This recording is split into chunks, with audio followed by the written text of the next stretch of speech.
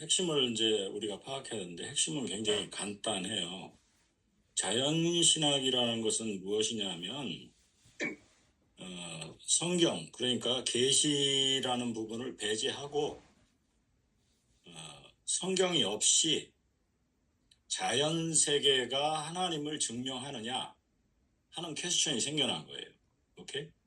그러니까 특히 이제 근대 시기에 들어서 과학이 발전하면서 성경 말고 다른데 무슨 자연 세계 가운데서 하나님을 알 수 있는 게 있느냐. 그래서 뭐 이제 뭐 기적이든지 뭐든지 이런 것들을 이제 생각한 거죠.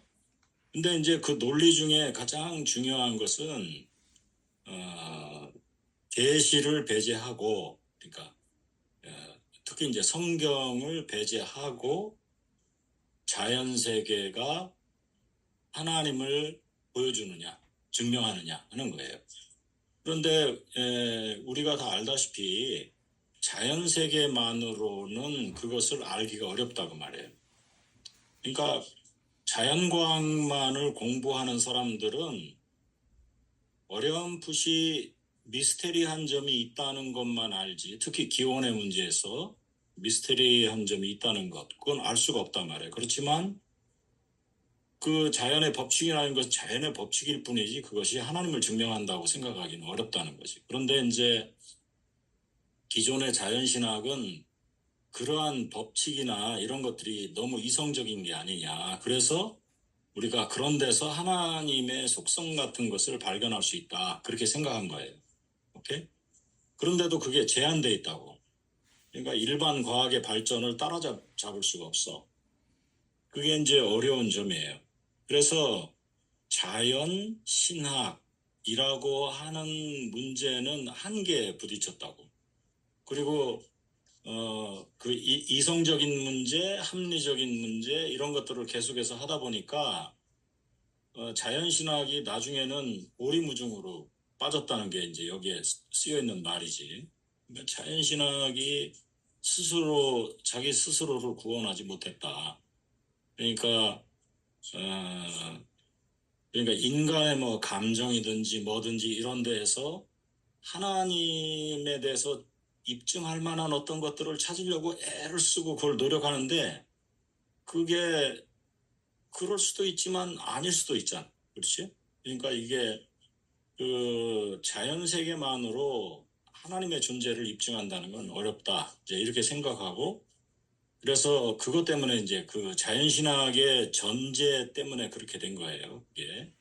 그러니까 가장 중요한 전제는 그 계시를 배제하고서 그렇게 자연만을 보고 또 자연과학만을 보고서 어떻게 하나님을 알 수 있겠느냐 하는 거예요. 그게. 그래서 이제 그 논쟁이 일어난 거지. 신학자들은 계속해서 뭔가 찾을 게 있다고 자꾸 얘기하는 거고, 그리고 일반 믿지 않는 그런 과학자들은 그게 어떻게 증거가 될 수 있느냐. 이렇게 이제 계속 얘기하는 거지. 그러니까 항상 대립 관계로 생각한 거지. 그렇지만 맥그라스가 얘기하는 것은 무엇이냐면 그런 전제가 잘못됐다는 거야. 자기가 볼 때는. 자연신학이라는 것은 자연을 통해서 하나님을 증명하려고 하는 게 아니고 자연신학이라는 것은 자연 세계가 어떻게 하나님의 진리와 조화를 이루는지를 보여주는 거다. 그러니까 이제 거꾸로 얘기하는 거죠. 그러니까 맥크라스의 핵심은 뭐냐면 성경 말씀이 보여주는 삼위일체 하나님, 예수 그리스도의 구속사역 이런 것들이 어떻게 자연 세계를 잘 설명하고 있는지를 보여주자는 거야. 그러니까 기존의 자연신학이라는 것은 자연 상태만을 놓고서 여기서 하나님을 증명하려고 했는데 그게 아니라는 거지. 자연신학을 그렇게 하면 항상 어디에요? 곤란한 그런 곤경에 빠지게 된다는 거예요. 그게 아니고 성경을 근거로 한 삼위일체의 신학을 통해서 자연 세계를 설명하는 방식, 그게 그 새로운 의미의 자연신학이 돼야 된다는 거예요. 그게 맥그라스의 주장이에요. 오케이? 그러면은 그 근거가 무엇이냐 했을 때에 과학에서도 자연과학이 자연세계를 쭉 보면 이상하게도 지구라는 것이 존재하도록 모든 우주가 움직이고 있잖아. 그렇죠? 그리고 지구 안에도 사람이 살아갈 수 있도록 그렇게 되어 있다 이거예요.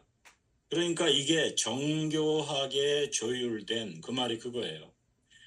사람이 살아갈 수 있도록 정교하게 조율되어 있는 뭐가 있다는 거예요. 그것을 그냥 과학자들은 사람이 예를 들어서 지금보다도 그 위도가 이렇게 똑바로 쓰면은 지구가 똑바로 쓰면은 그 우리 인간이 살기가 굉장히 어려워진단 말이에요. 또 우리가 그 환경 문제를 얘기하지만 바닷물의 온도가 지금보다도 3도나 이렇게 더 올라가면은 문제가 생긴다는 거지.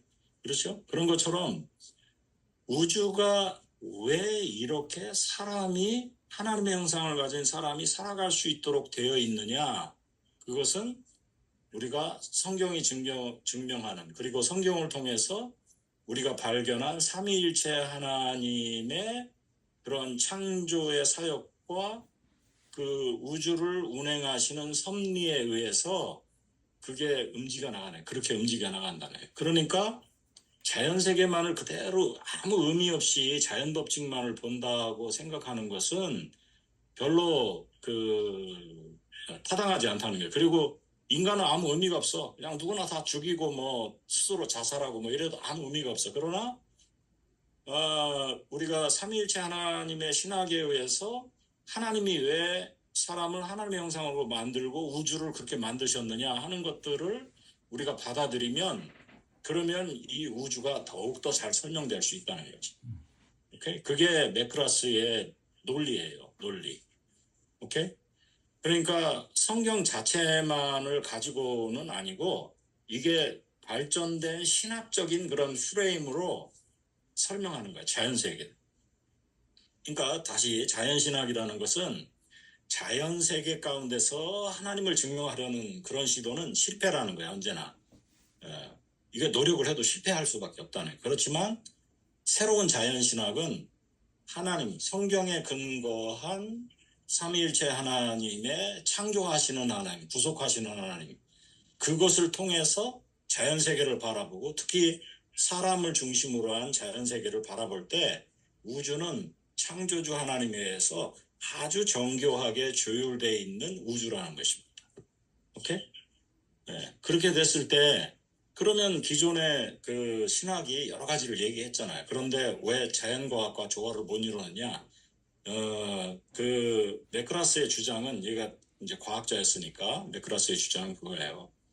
그러니까 우리가 이런 신학적인 프레임이 과학적 진리를 더 수용하도록 오픈되고 또 과학 쪽에 있는 사람들은 그 신학이 설명하는 그러한 창조주 하나님, 구속주 하나님, 사람을 어떻게 우주 가운데 센터로 만드셨는지 그것을 받아들이면 우주를 훨씬 더 풍성하게 이해할 수 있게 된다는 거예요. 그러니까 맥크라스가 말하는 자연신학은 뭐예요? 계시를 통해서 혹은 계시에 근거한 신학을 통해서 자연세계를 설명하는 방식이 맥크라스가 제시한 자연신학이다 그 말이에요. 오케이? 아까 허 목사님이 잠깐 그런 포인트를 언급하셨어요. 거기에. 근데 핵심은 바로 그것입니다. 그러니까 이게 굉장히 중요한 얘기예요. 그러니까 오케이?